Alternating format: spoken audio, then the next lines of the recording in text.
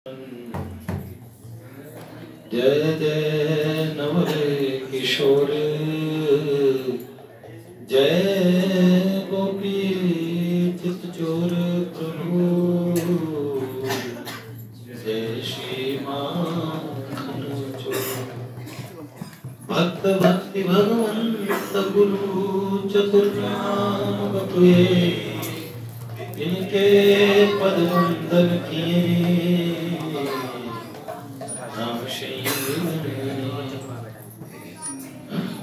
नारायणं नमस्कृत्यं नरं चैव नरोत्तमं, सरस्वतीं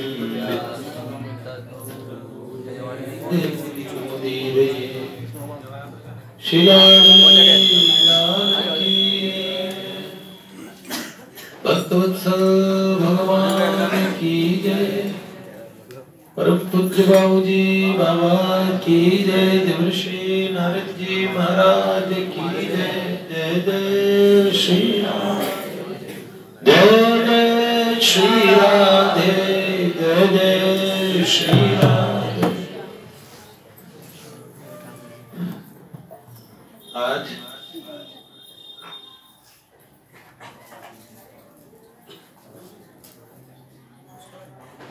देवउठनी एकादशी है। सारे देवता उठ गए। आज के दिन भगवान गोविंद से प्रार्थना करते हैं, तिष्ठोत्तिष्ठ गोविंद तिष्ठत् गरुड़ध्वज उत्तिष्ठत् कमलाकांत त्रैलोक्य मंगलम। हे भगवान, आप उठिए और त्रिलोकी का मंगल करें। आज के दिन वृंदा महारानी और भगवान शालिग्राम का विवाह होता है। तो हमारे मंदिर में भी, हमारे घर पे भी हुआ है। और दर्शन नहीं किए घर से, तो मैं सीधा कहीं गया हुआ था, फिर इधर मंदिर ही आ गया।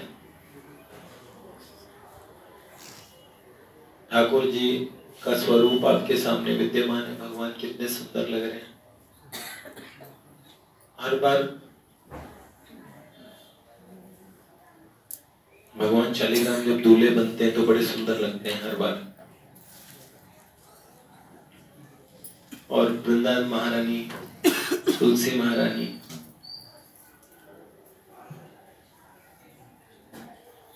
कितना सुंदर दुल्हन का श्रृंगार किया है। कार्तिक मास में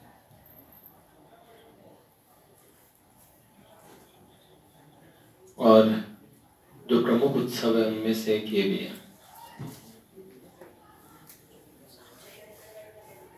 हम लोग क्या सुन रहे थे पहले मंदिर में, क्या चल रहा था? पूज्य बाबूजी का चरित्र चल रहा था, लेकिन उस बीच में कार्तिक मास में कार्तिक महात्म्य की बात चल रही थी। उसमें जालंधर की कथाएं चल रही थी।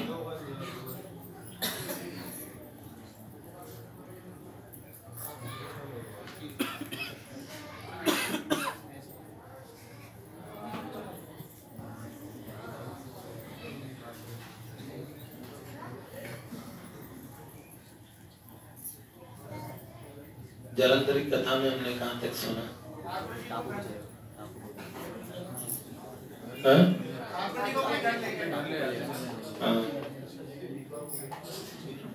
भगवान शिव के रुद्राग्नि से उत्पन्न थे जालंधर,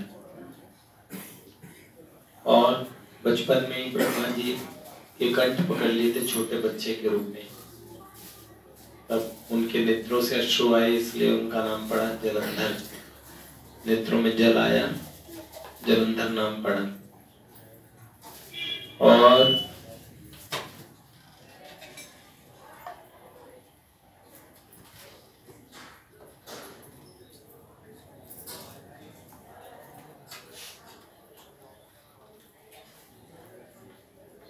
देवताओं से संग्राम हुआ और स्वर्ग पे इन्होंने अधिपत्य कर लिया। भगवान विष्णु से संग्राम हुआ और भगवान ने वरदान दिया कि तुम्हारे पराक्रम से तुष्ट हूँ। लक्ष्मी मैया सागर की पुत्री है, समुद्र की पुत्री। जलंधर भी समुद्र के पुत्र कहे जाते हैं। तो दोनों भाई बहन हो गए। लक्ष्मी मैया ने युद्ध के लिए निकलते समय भगवान विष्णु से कहा था कि प्रभु मेरे भाई को मारना मत, ये वचन आप मुझे दीजिए। और भगवान वचनबद्ध थे। जलंधर की पत्नी थी वृंदा महारानी, उनके पातिव्रत्य के तेज से एकदम अजेय हो चुके थे जलंधर। और भगवान विष्णु से बहुत भीषण युद्ध हुआ, भगवान पे बहुत भीषण प्रहार किए। भगवान प्रसन्न हो के जलंधर से बोले, मैं तुम पे प्रसन्न हूं, कोई वरदान मांग लो। तो उसने सप्रेम कह दिया,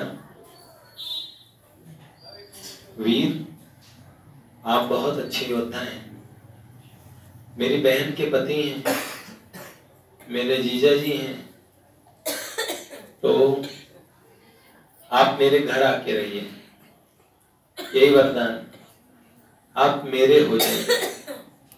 देखो भगवान से वरदान मांगने लायक तो एक ही वस्तु है, भगवान से ये कह दो या तो हम आपके हो जाएं या आप हमारे हो जाइए, दोनों में फायदा है। हम उनके हो जाएं इसमें हमारा लाभ है। हम अपनी तरफ से हो सकते हैं उनके, हमारे हाथ की चीज है, पर वो हमारे हो जाएं तो वो अपनी तरफ से कह चुके हैं भगवद गीता में, ममे वांछो जीव लोके जीव भूत सनातन, मेरे अंश से सब जीव उत्पन्न है। तो जब वो कह चुके हैं ममे वांछो सब मेरे ही अंश हैं, रामचरितमानस में भगवान कहते हैं सब मम प्रिय सब मम उपजाए, सबते अधिक मनुज मोहि भाए। सबसे प्रिय मुझे मनुष्य है, तीन में द्विज में श्रुतिधारी, तीन में निगम धर्म अनुसारी, तीन में पुनि विरक्त मुनि ज्ञानी, तीन में पुनि विरक्त पुनि ज्ञानी, ज्ञानी ते अति प्रिय विज्ञानी, और ते ही ते प्रिय पुनि मोहि निज दासा। सबसे अंत में भगवान कहते हैं मुझे अपने भक्त प्यारे लगते हैं, ज्ञानी विज्ञानी सब भगवान को प्रिय है, विरक्त भगवान को प्रिय है, सब प्रिय है, लेकिन भगवान को भक्त बहुत प्रिय है। और भक्त वही जो भगवान से किसी भी परिस्थिति में अलग ना होते हों। तो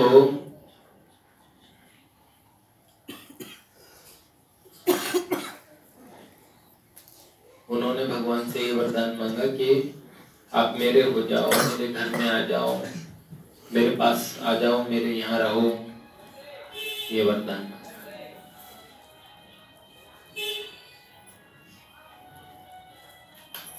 भगवान उनके घर जाके रहने लगे। देवताओं को बड़ा कष्ट हुआ, दैत्यों के यहाँ भगवान बस गए। बताओ अगर बुलाने वाले हों वास्तव में तो दैत्यों के यहाँ भगवान चले जाते हैं, देवताओं के यहाँ नहीं जाते।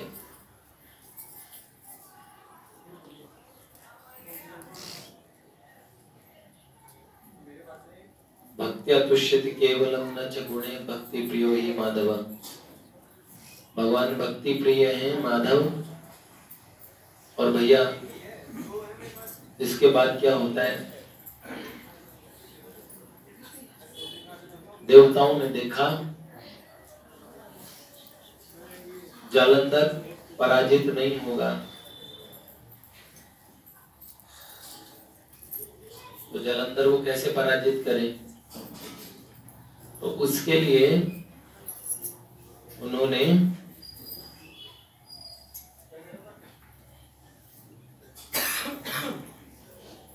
देवर्षि नारद जी महाराज की शरण लो। पहले भगवान की शरण ले रहे थे, अब नारद जी महाराज की शरण लेनी पड़ी। जो काम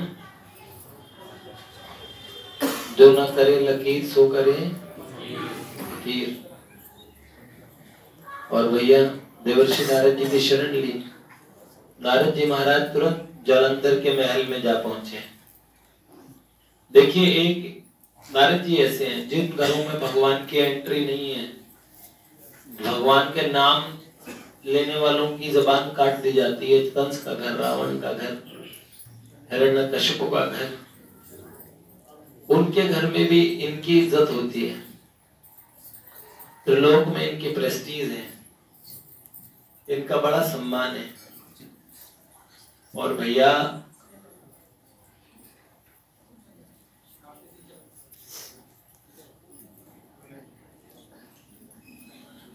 नारद जी महाराज वहां पहुंचते हैं। जलंधर ने बड़ी पूजा की और बोला, आप विचित्र विचित्र समाचार जानते हैं, कुछ बताइए, मेरे योग्य कोई बात हो तो। नारद जी महाराज ने कही, देखो तुम्हारे पास सब कुछ है, तुम्हारे पास सब कुछ है, पर एक स्त्री रत्न की कमी है। तो उन्होंने कहा, स्त्री रत्न? अरे मेरे घर में मेरी पतिव्रता पत्नी है। उन्होंने बोला, देखिए संसार में दो ही स्त्रियां सबसे सुंदर हैं इस पूरे अनंत कोटि ब्रह्मांड में, उनसे सुंदर कोई नहीं। उन्होंने कहा, कौन? उन्होंने कहा, एक तो तुम्हारी सगी बहन है, तो उसके लिए तो तुम सोच नहीं सकते, और दूसरी है सुंदरता मर्जाद भवानी। एक ओघड़ बाबा है जिनका नाम शंकर है, उनकी धर्मपत्नी, और उनसे बढ़ के इस संसार में कोई सुंदर नहीं। क्या सौंदर्य है उनका! कैलाश की रमणीय शोभा है, वहां कोटि कोटि कामधेनु नित्य विचरण करती है। बाबा महादेव, श्री गणेश जी, श्री स्कंद स्वामी और आदि शक्ति पराशक्ति माँ जगदम्बा। तो भैया जगदम्बा उनका, जिनका नाम पार्वती है, जो पार्वती देवी है, उनसे बढ़ के सौंदर्य किसी का नहीं है। जब नारद जी महाराज ने इतनी प्रशंसा की, जालंधर की खोपड़ी घूम गई। अपनी पतिव्रता पत्नी के बल पे उनका वो अजेय थे, लेकिन आज जालंधर की बुद्धि अधर्म की तरफ गई। वैसे वो थे ही अधार्मिक लोगों के बॉस, तो एक दिन तो अधर्म उनके दिमाग में प्रवेश करना ही था।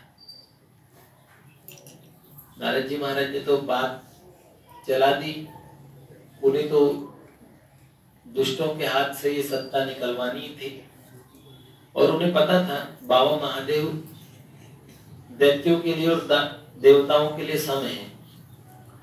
जब तक दैत्य कुछ ऐसा ना करे जो बाबा को बिल्कुल ही पसंद आए, वरना दैत्य जीते उनके सृष्टि में और वापिस का प्रसन्न होकर जीते हैं, वरदान और लेके जाते हैं उनसे।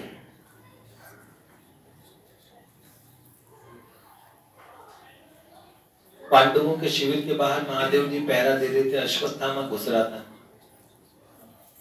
तो इतने बड़े मलंग जोगी देखे अश्वत्थामा ने तो वो कौन थे? साक्षात देवादिदेव महादेव। पहचाना नहीं। अश्वत्थामा ने बोला, हाँ। बाबा ने पूछा, कौन हो तुम? उन्होंने बोला, तुमसे मतलब अपना काम करो, बाबा जाओ यहाँ से। तो उन्होंने कहा, मेरे रहते अंदर नहीं जा सकते। उन्होंने बोला, अच्छा तुम मेरे हाथ से मरोगे। अश्वत्थामा ने इतने शस्त्रों का प्रहार किया, सारे शस्त्र मुंह खोल के पी गए। अंत में ब्रह्मास्त्र चला दिया, ब्रह्मास्त्र भी बाबा ने स्तंभित कर दिया। चलाए कैसे? जब अश्वत्थामा ने देखा ये बड़े बड़े अस्त्रों को विकराल रूप से मुंह खोल खोल के पी रहे हैं, तो ये है कौन? बाबा जोर से हंसे। तब उनके अंतःकरण में ज्ञान उत्पन्न हुआ कि साक्षात आदिदेव महादेव के अतिरिक्त कोई नहीं हो सकता। और अश्वत्थामा शिवांश है, शिव जी के अंश से उत्पन्न है। और भैया अश्वत्थामा ने स्तुति की और बड़े खुश हो गए। वो वैसे ही रात को अंधेरी रात में पांडवों के बच्चों को मारने जा रहा था, सोए हुए बच्चों। बाबा ने उसको हथियार और दे दिया। कानूनन सजा अगर आज के टाइम में हथियार प्रोवाइड करने वाले को नहीं मिलती, मिलती है ना, संजय दत्त को भी तो मिली थी। तो असली में जो सर कटवाए हैं उसके लिए जो अस्त्र शस्त्र दिए ना, और बाबा ने कहा इतनी देर तक मेरा रौद्र रूप तुम में रहेगा। अश्वत्थामा किसी के काबू में नहीं आया। उसने इतना भयानक नरसंहार किया उस खड़ग से, एक व्यक्ति को जीवित नहीं छोड़ा समाचार देने के लिए। सात्यकी और कृतवर्मा और कृपाचार्य, इन्होंने बाहर निकलने वालों को किसी को नहीं छोड़ा। जो बाहर बच जाते थे उसे मार देते थे। तो बाबा की तो एक खास बात है, तो महादेव जी से भिड़वा दें। श्री हरि विष्णु भगवान को तो इन्होंने अपने घर में रख लिया जलंधर जी ने, शंकर भगवान से डायरेक्ट कैसे भिड़े? उन्होंने कहा कि अगर दो पतिव्रताएं आपस में भिड़ जाएं तो इस संसार में महासती या तो जगदम्बा पार्वती जी या महासती वृंदा है, तो क्या करें? नारद जी महाराज की युक्ति काम आ गई। जलंधर भैया उन्होंने मैसेज भेजा। किसको भेजा? राहु को भेजा। खोपड़ी कटा हुआ राहु और महादेव जी के दरबार में पहुंचा। उसने देखा 64 जोगनी नाचत नृत्य करत भैरव, बाजत ताल मृदंगा और बाजत डमरू। और भैया ऐसा दरबार लगा है बाबा भोलेनाथ का, कितने गण बैठे हैं, सारे देवता जो लड़ाइयों में हार गए वो बाबा के यहाँ शरणागति में है। तो राहु जब पहुंचा, दूत आया भाई, दूत जलंधर का दूत आया। बाबा पहचान गए राहु को। एक बार चंद्रमा को खाने के लिए भाग रहा था, तो बाबा ने चंद्रमा को अपने मस्तक पे स्थान दे दिया, चंद्रदेव। तो ये बाबा के चंद्रिका जो माथे पे है, ये साक्षात चंद्रमा का स्वरूप है। तो राहु जब वहां पहुंचा तो कहने लगे हाँ सुनाओ मैसेज। तो कहने लगे ओ मलंग ओगढ़, अपना भला चाहते हो तो अपनी सुंदर धर्मपत्नी को जलंधर के हवाले कर दो, तुम्हें शोभा नहीं देता। सब उत्तम वस्तु महाराज जलंधर की होती है और किसी की नहीं। बाबा को इतना गुस्सा आया, पार्वती को दे दो जैसा नाम सुना, ये तो क्रोध से तमतमा गए। और अचानक बाबा ने अपना एक बाल जमीन पे पटका और बड़े से मुख वाला, हाथ पैर तो उसके पतले पतले थे, और एक विकराल गण पैदा हो गया। बाबा ने कहा खा जाओ इसको, राहु को। वो तो बाबा भूख लगी पैदा होते उसने कहना शुरू किया, तो बाबा ने कहा इसको खा लो। राहु की हालत खराब। उसने कहा वैसे तो मैं अमर हूँ, अमृत पिया हुआ हूँ, लेकिन बाबा मुझे इसके पेट में जरूर पहुंचा देंगे और ये मुझे चबा जाएगा और चूरन बन जाएगा, जिंदा तो मैं तब भी रहूंगा। लेकिन बड़ी दयनीय स्थिति में उनका, बाबा मैं दूत हूँ और आपका भूत मुझे खा जाएगा, तो आप मुझे ऐसे भी क्षमा कर दो। बाबा आशुतोष हैं, उन्होंने कहा हाँ दूत है, दूत को मारना नीचे, चलो चलो छोड़ दो। तो उसने कहा, उस दूत ने, जो बाबा का गण, उसने कहा बाबा मैं तो भूखा बहुत हूँ, भूख बहुत लगे। तो बाबा हंसे। बाबा ने कहा अपने आप को खा जाए। तो इतना आज्ञाकारी, उसने अपने हाथ पैर सब खा डाले, नीचे से खाना शुरू किया, अपने आप को खा लिया और खाली मुंडी बची। बाबा ने कहा तू बड़ा अनोखा है, बड़ा आज्ञाकारी है, आज से मेरे द्वार की सबसे पहले पूजा होगी तो तेरी पूजा होगी। और आप जानते हो जब हम पूजा करते हैं, शिव जी की पूजा होती है, उसमें कीर्तिमुख नाम के गण की पूजा होती है। वो कीर्तिमुख यही है। अब राहु भी मुंह वाला, और ये भी एक मुंह, राहु उन्हें देख देख के डरे। राहु बाबा की जय जयकार करते हुए वहां से गया। बाबा ने कहा देखो जलंधर की जो बस की हो कर ले, ठीक है। हाँ, और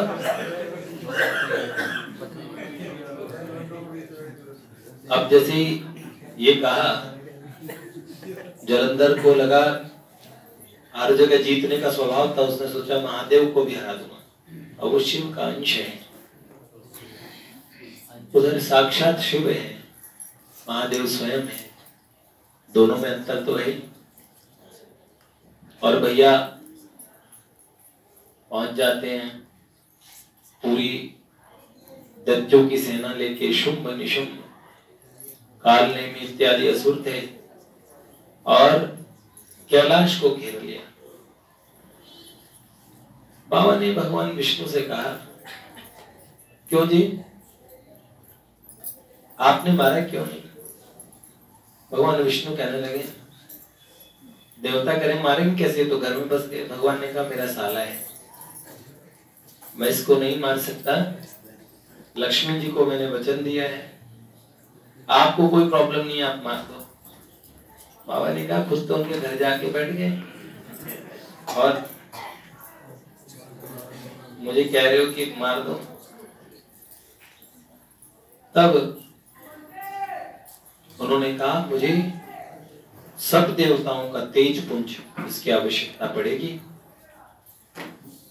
और सभी देवताओं के तेज पुंज से अलग अलग अस्त्र शस्त्र बने, महादेव ने धारण किए। देवता दानवों का युद्ध शुरू हो गया। बाबा के गण लड़ने लगे दैत्यों से। कालने में भिड़ गया शुंभ निशुंभ से, एक से गणेश जी भिड़ गए, एक से गणेश जी, कार्तिक स्वामी। बहुत भीषण युद्ध हुआ और अंत में युद्ध करते करते ये शुक्राचार्य है ना, बार बार दैत्य को जिंदा कर देते। तो बाबा ने उन्हें अपना एक बाल तोड़ा, एक कृत्या उत्पन्न कर दी।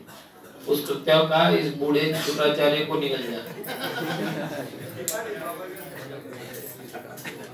तो जाते गई शुक्राचार्य जी को पेट में रख लिया। हल्ला मच गया राक्षसों में कि जिंदा करने वाले हमारे गुरुदेव तो गए रहे नहीं। अब देवता दूने जोश से दैत्यों का वध करने लगे। भैया जलंधर महादेव से युद्ध कर रहे हैं। महादेव से युद्ध करते समय महादेव उस पर अस्त्र शस्त्रों का वार करते हैं, लेकिन जलंधर ने एक माला पहनी थी। उसकी पत्नी वृंदा देवी ने, तुलसी महारानी ने वो माला पहनाई थी और कहा ये मेरे पातिव्रत्य से युक्त माला है, ये माला जब मुरझा जाएगी तो समझ लेना आपका ये रक्षा कवच समाप्त हो गया। मेरा पातिव्रत्य जब तक अखंड है तब तक ये माला मुरझाएगी नहीं।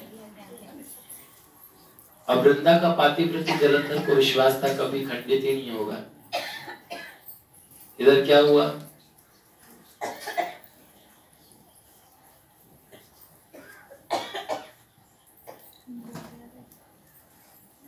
युद्ध हो रहा होता है। उस समय जलंधर के मन में आता है एक काम करता हूं, मैं देवी पार्वती के दर्शन तो करूं। इतने सुंदर, उनकी सुंदरता के इतने चर्चे सुने और महादेव का स्वरूप धारण करके युद्ध के मैदान के बीच में से, और महादेवी पार्वती, महासती पार्वती जी के और गुफा के बाहर जाके खड़ा हो जाता है और जो रक्षा में गण थे उन्हें कहा महादेव आए हैं, देवी को सूचना करो।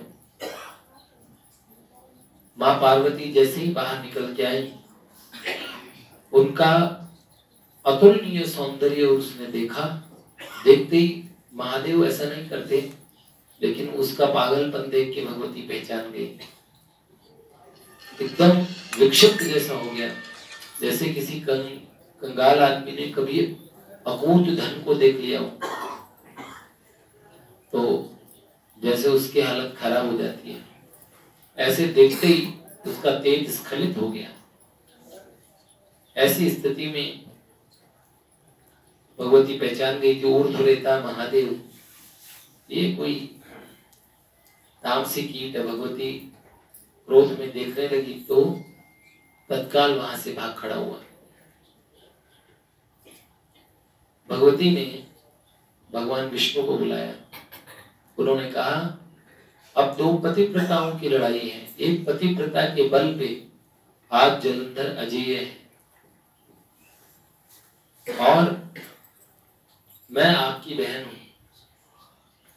पार्वती जी ने कहा कि आज मेरी तरफ जलंधर ने को दृष्टि की है, वृंदा है, आपकी प्राप्ति के लिए पातिव्रत्य कर रही है कि भगवान मिलेंगे एक दिन। हर आदमी कोई अच्छे व्रत का पालन करता है, उसके बदले भगवान मिलते हैं। तो पर वृंदा ने पतिव्रत्य के पालन में नियम है किसी पर पुरुष को न देखना। ठाकुर जी पर पुरुष नहीं है, ठाकुर जी तो सबके स्वयं के। जैसे गोपियां जब गई तो भगवान ने उन्हें उपदेश किया, अपने अपने पतियों की सेवा करो। तब गोपियों ने ठाकुर जी से पूछा था कि किसी का पति परदेश गया हो और वो फोटो वाले पति की सेवा करने लगी। अब वो फोटो कोई खिलाती है, पहले फिर भोजन करती है, फोटो की सेवा करती है। लेकिन एक दिन ओरिजिनल पति वापस आ गया और दरवाजा खटखटा रहा है, तो उस पत्नी को क्या कहना चाहिए? वैसे वो फोटो की सेवा को कभी लांघा नहीं करती, लेकिन वो कहने लगे, नहीं अभी तो मेरे पतिदेव की सेवा कर रही हूं मैं। उसे असली पति के लिए दरवाजा खोलना चाहिए कि नहीं खोलना चाहिए? तो ठाकुर जी फंस गए। गोपियों ने ऐसी बात कह दी, तो ठाकुर जी ने कहा, हाँ फोटो वाला पति तो पति की फोटो है, वो तो ऐसे ही पति भी भगवान का ही स्वरूप है। माता पिता भगवान के स्वरूप है, पर ओरिजिनल भगवान आ जाए तो, सच्चे मुच्चे के भगवान आ जाए तो ऐसे ही भगवान की फोटो की सेवा करके भगवान मिले, और भगवान मिल जाए तो फिर तो ऐसे ही वृंदा जो तुलसी महारानी जिनको कहते हैं, इन्होंने भगवान की बड़ी सेवा की। अब भगवान की माया से वृंदा को दर्शन होते हैं। क्या?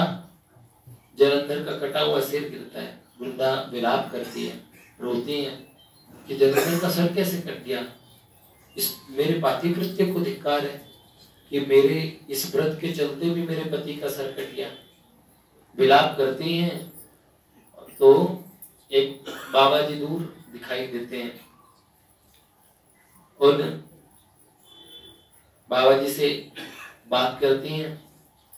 तो बाबा जी ने कहा, चिंता मत करो देवी, मैं त्रिकालज्ञ हूं, तुम्हारे पति को जिंदा कर देता हूं, इसका धड़ मंगवाता हूं। कोई वानर स्वरूप थे, उनको आदेश किया कि वो धड़ ले आओ युद्ध के मैदान से।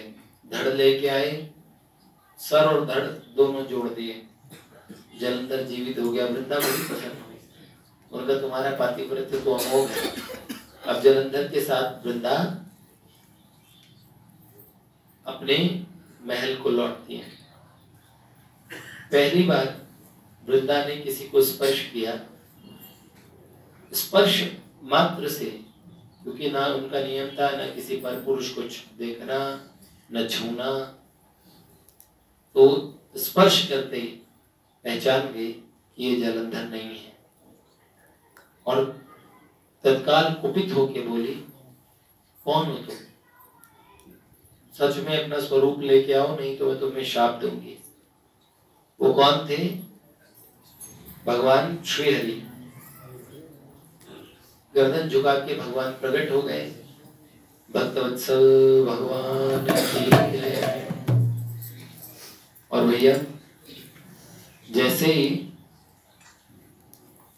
भगवान ने इधर वृंदा का पातिव्रत्य खंडित किया, उसी तरह वो माला मुरझाई और भगवान महादेव ने अपना विजय नामक त्रिशूल उठाया और त्रिलोकी में हाहाकार मच गया। उसी समय जालंधर का मस्तक भगवान शंकर ने काट दिया। इधर जालंधर का वध हुआ और वृंदा को पता लग गया कि जालंधर वास्तव में चला गया। वृंदा के साथ छल हुआ, भगवान को शाप दिया। कौन सा शाप दिया? कि आप बड़े कठोर हृदय के हैं, आपका हृदय पाषाण का है, अपने भक्त के साथ ऐसा कपट छल का व्यवहार करते हैं, तो आप कृष्ण पाषाण बन जाइए, काले पत्थर बन जाइए। आप जानते हैं इन्हीं वृंदा के शरीर से गंडकी नदी का प्रागट्य हुआ। उसमें आज भी शालिग्राम उसमें ही निकलते हैं और वृंदा के केशों से श्री तुलसी जी का प्रागट्य हुआ।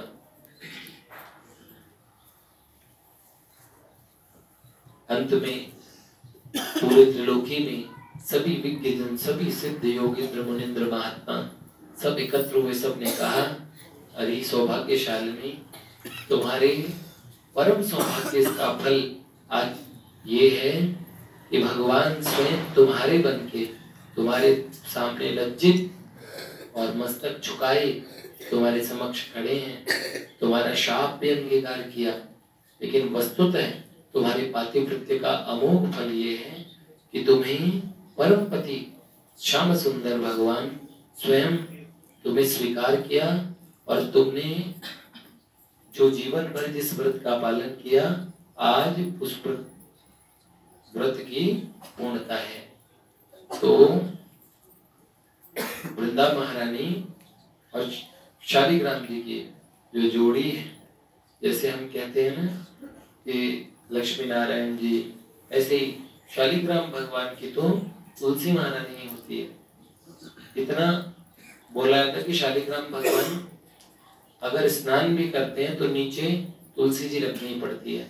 एक क्षण का भी इतना भयानक पाप मानते हैं जो शालिग्राम जी को तुलसी से दूर कर देते हैं। इसलिए हमेशा शालिग्राम जी की तुलसी जी हमेशा साथ में उन्हें निवेदित कर देनी चाहिए। इतना पुण्य फल माना जाता है। कोई व्यक्ति साधारण सी बात समझता है, लेकिन उससे कुछ पूजा पाठ न होते हो तो भगवान को प्रणाम करें और भगवान के ऊपर तुलसी जी निवेदित कर दें। शालिग्राम भगवान की पूजा बहुत छोटी सी है। स्नान किया, चंदन स्नान कराया, चंदन लगाया और एक तुलसी जी निवेदित की। आरती हो तो ठीक, नहीं तो एक दंडवत कर दो और दे दे शालिग्राम भगवान। और वो जल आप ले लो, अकाल मृत्यु हरणम सर्वव्याधि विनाशनम विष्णु पादोदकम पीत्वा पुनर्जन्म विद्यते। ये आज की कथा थी। आज हमने कार्तिक मास के इसमें ये पावन तुलसी विवाह का उत्सव है। आज कितने दिए जलाने के लिए साक्षी का वो भी था संकल्प। कितने दिए जला रहे हैं? 365 दिए।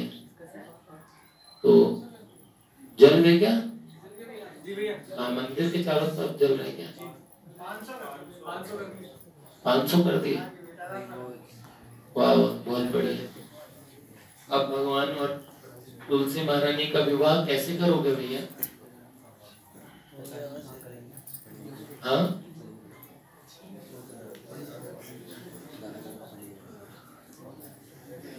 वो एक कलावे से करना है बेटा। है कि कोई लाया है क्या?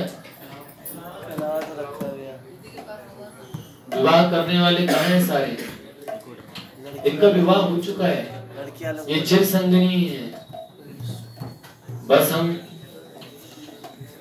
एक बार एक मंत्र बोलता हूँ 7 बार इस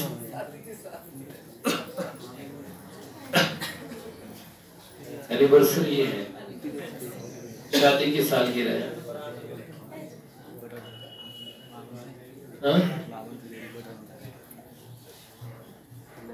रिकॉर्डर का है? अच्छा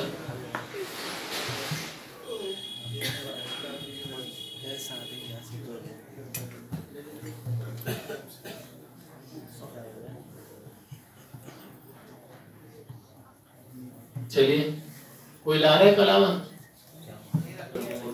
जब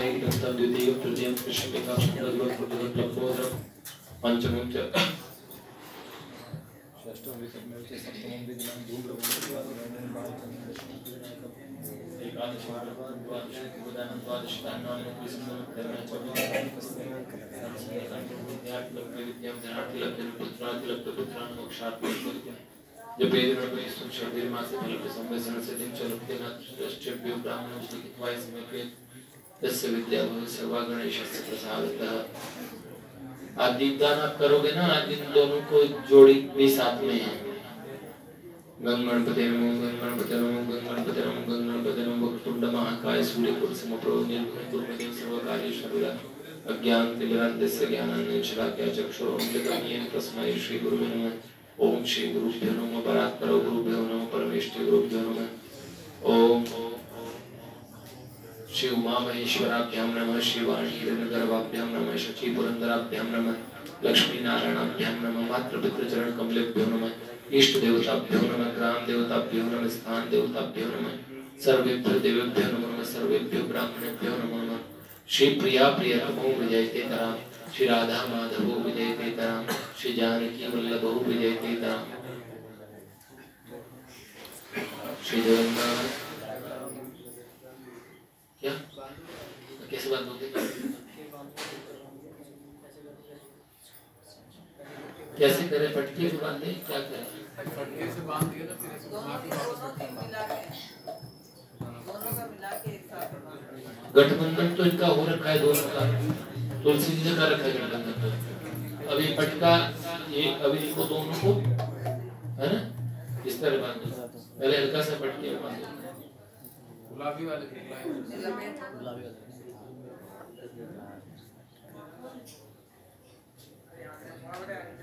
हरि ओम।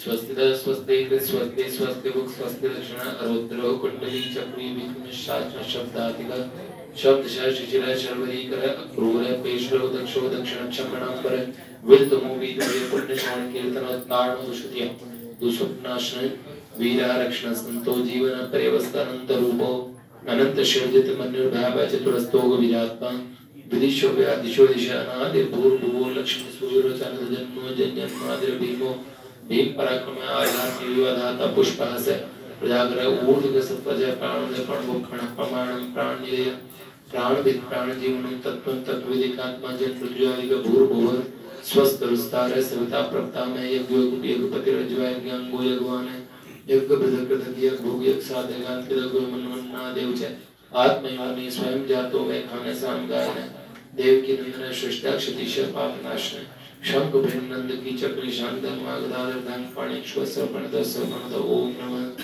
इति ही। कितने हुए?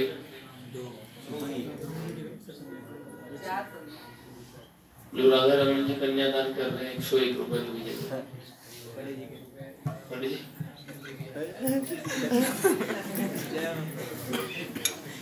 पहले कन्यादान ले लग जाओ, तुम पूरे कितने किए तुमने? जब तक पूरे आओगे तब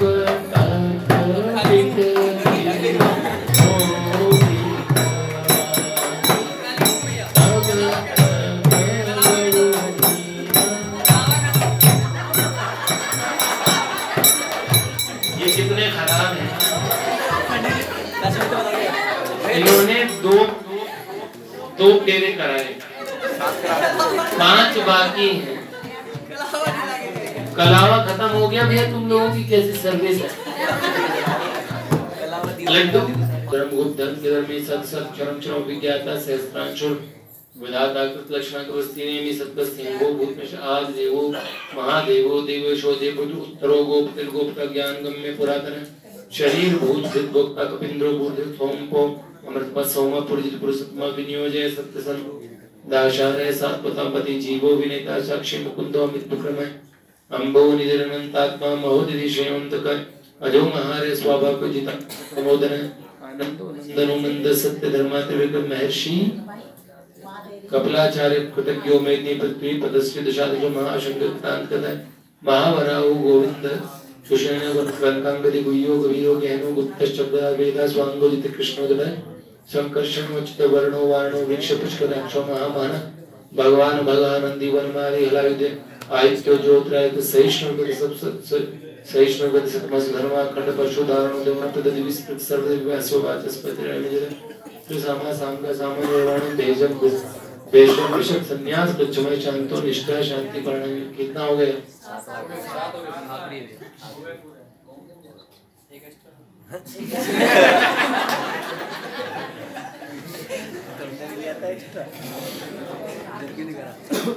भाई पंडित जी को बताओ, पंडित जी को दिया जाए।